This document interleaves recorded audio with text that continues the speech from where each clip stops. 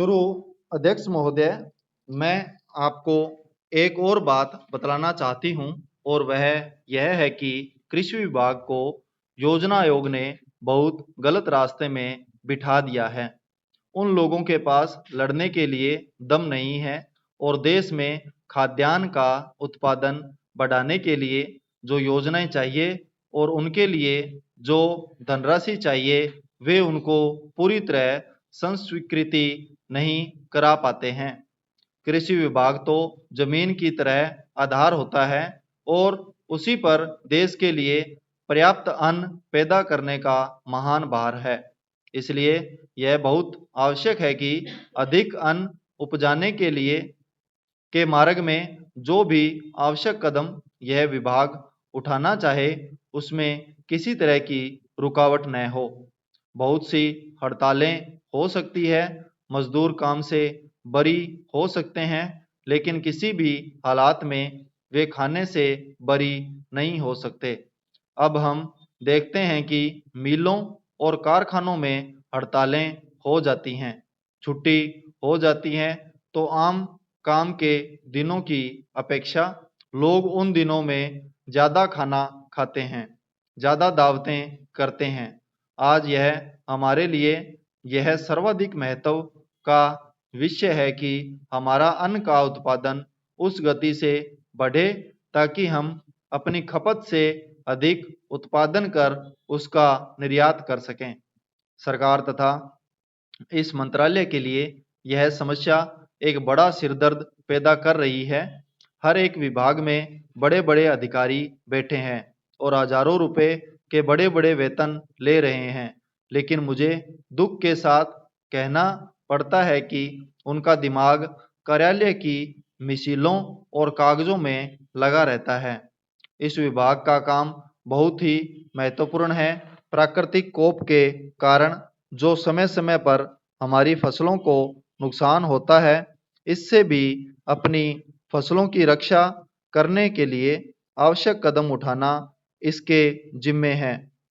आज मेरे पास लखनऊ से कुछ लोग आए थे और वे लोग बोल रहे थे कि यहाँ दिल्ली में इस अवसर पर ठंडी हवा चल रही है और आप दरवाजे बंद करके बैठे हैं या आराम से लेटे हैं, लेकिन हमारी तो जान खतरे में है। वहाँ ओले गिर रहे हैं और हमारी गेहूं की फसल खतरे में है। अब यह इस विभाग का काम है कि चूंकि हवा में पानी ज़्यादा होता है, इसलिए फसल के बचाव के लिए उस पर नियंत्रण किया जाए जिससे फसल की हानि न हो।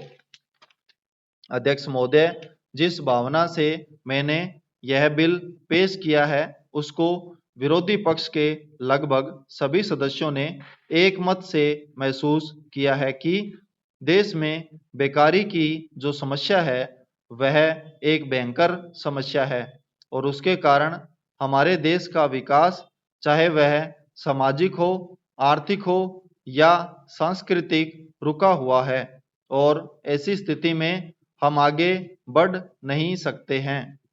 इसी प्रकार से इस परिस्थिति का निर्माण हम पिछले 54 वर्षों से देख रहे हैं।